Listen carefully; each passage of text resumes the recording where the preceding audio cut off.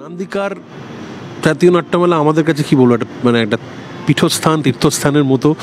একদম ছোটোবেলা থেকে দেখা বহু, মানে এখান থেকেই থিয়েটার শেখা বলা যেতে পারে। তাই এই উৎসব নান্দিকার এত বছর ধরে চলছে, তার জন্য যে কোনো অভিনন্দনই কম পড়বে। তাই সমস্ত নাট্যমোদী মানুষদের, দর্শকদের বা সমস্ত শিল্পপ্রেমী মানুষদের আমি অনুরোধ করব, এই নাট্য উৎসবে, এই জাতীয় নাট্য উৎসবে প্রতিবারের মতো আপনারা আসুন, যোগদান করুন। এবং এই যে উৎসবের যে প্রবাহমান একটা ঐতিহ্য, এটাকে নান্দিকার বজায় রেখেছে। এটা আমাদের কাছে, যারা আমরা থিয়েটারের ছাত্র, তাদের কাছে একটা অত্যন্ত বড় পাওনা। তাই আসুন, সবাই মিলে যোগদান করি নান্দিকারের এবারের 40তম জাতীয় নাট্য উৎসবে।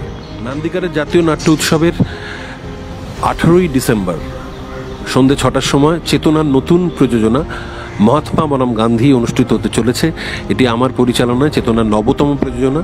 অনির্বাণ চক্রবর্তী এতে মহাত্মা গান্ধীর ভূমিকা অভিনয় করেছেন, নিবেদিতা মুখোপাধ্যায় কস্তুরবা গান্ধী এবং চেতনার বহু শিল্পীরা রয়েছে।